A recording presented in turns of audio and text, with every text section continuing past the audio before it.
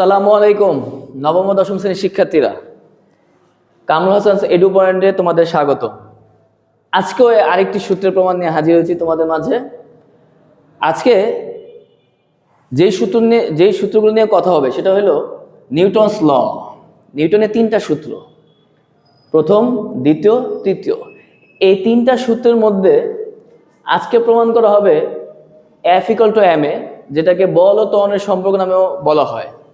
এখন দ্বিতীয় সূত্রের প্রমাণ করো, এটাও আসে পরীক্ষায়, ঠিক আছে?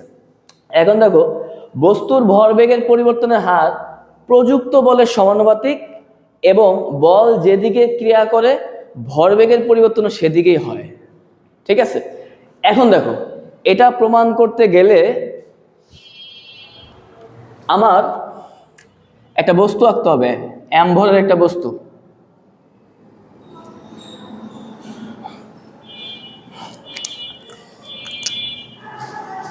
m ভরের একটা বস্তু, ঠিক আছে? m ভরের একটি বস্তুর উপর যদি F বল প্রয়োগ করা হয়, ঠিক আছে, t সময়ে F বল প্রয়োগ করা হয়, তখন বস্তুটা ধরো এখানে আছে, তার আদিবেগ হবে তাহলে u, ঠিক আছে? t সময় পরে বস্তুটি, সেই m ভরের বস্তুটি যেটা আদি অবস্থানে এখানে ছিল, এই m ভরের বস্তুটি v শেষ বেগ প্রাপ্ত হয়।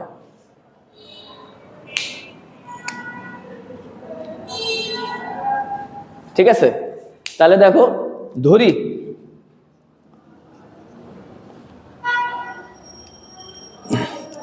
m ভরের একটি বস্তুর u আদিবেগে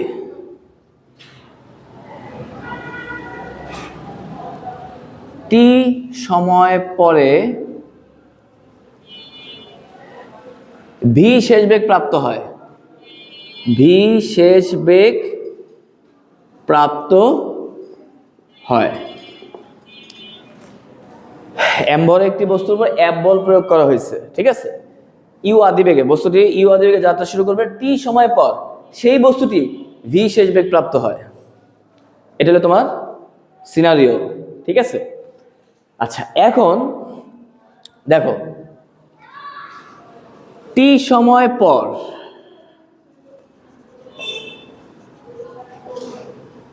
ভর বেগের পরিবর্তন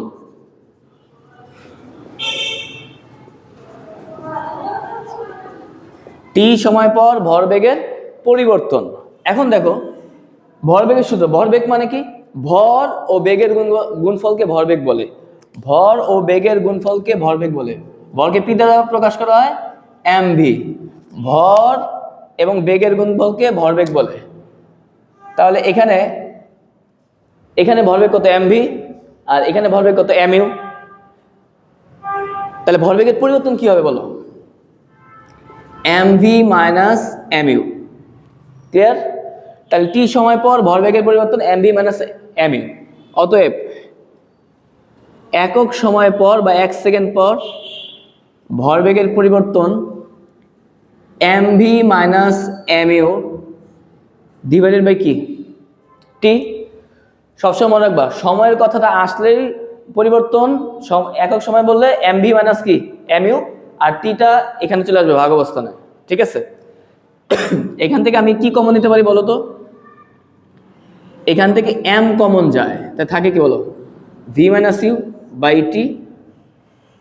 এখন যদি m কে সরিয়ে দেই, আলাদাভাবে করি, m into v minus u by t. এই সিনারিওটা সবার পরিচিত না ত্বরণের? তাহলে আমি কি বলতে পারি বলো? m a ব্র্যাকেটে কি লেখা বলো? ত্বরণ equal v minus u by t, ঠিক আছে? এখন দেখো, তাহলে আমি ভরবেগের কি পাইছি? একক সময় ভরবেগের পরিবর্তন পেয়েছি। তা ভরবেগের পরিবর্তন থেকে আমরা m a পেয়েছি, ঠিক আছে? এখন দেখো, নিউটনের দ্বিতীয় সূত্র কি বলছে? বস্তুর ভরবেগের পরিবর্তনের হার প্রযুক্ত বলের সমানুপাতিক। তাহলে এটা কি ভরবেগের পরিবর্তন না? কার সমানুপাতিক? প্রযুক্ত বলের সমানুপাতিক। তাইলে সূত্র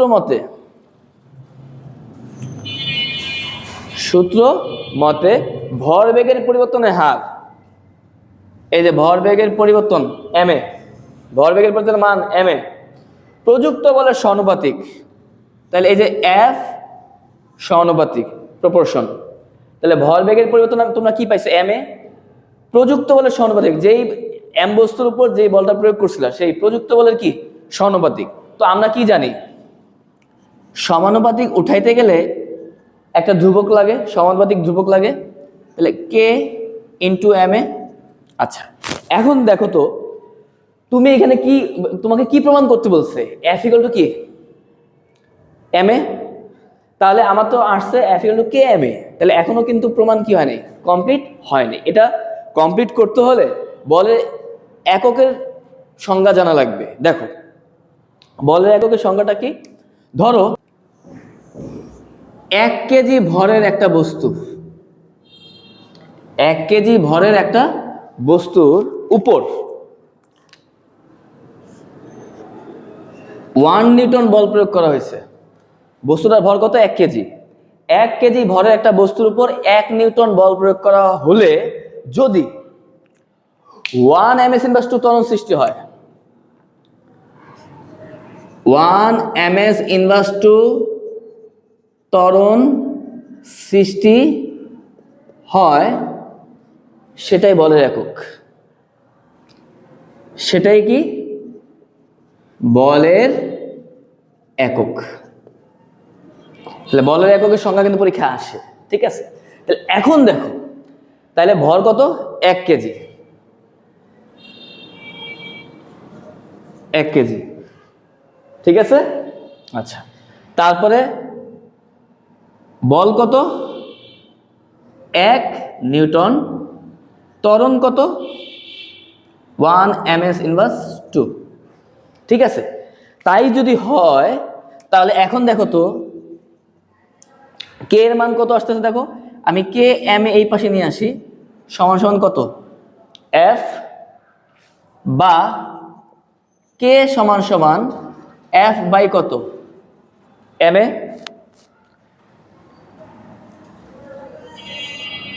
বা কে ইকুয়াল এফ 1 নিউটন, ভর 1 কেজি, ত্বরণ 1 ms ইনভার্স 2। তাই দেখো তো কে এর মান কত আসতেছে? 1 আসতেছে না? ঠিক আছে, এই কে এর মান এখানে বসায় দিব, ঠিক আছে? দেখো কে এর মান বসিয়ে, ঠিক আছে? এখন দেখো এই যে বক্স করা যে অংশটা, এই লাইনটা আমার লাগবে। তাহলে এফ ইকুয়াল টু কি কে এম এ, বা কে এর মান কত? 1 ইন্টু এম এ, বা এফ ইকুয়াল টু কি এম এ। দেখো F equal two M A, তার মানে কি তুমি নিউটনের দ্বিতীয় সূত্র প্রমাণ করতে গেলে, অর্থাৎ F equal two M A প্রমাণ করতে গেলে এই পর্যন্ত আসলেই চলবে না। এখান থেকে সমানুপাতিক ধ্রুবক আসবে, ওই ধ্রুবকের মানটা বের করে নিতে হবে বলের এককের সংজ্ঞা অনুসারে, তারপরে F equal two M A প্রমাণিত করা সম্ভব। আশা করি বুঝতে পারছো নাকি?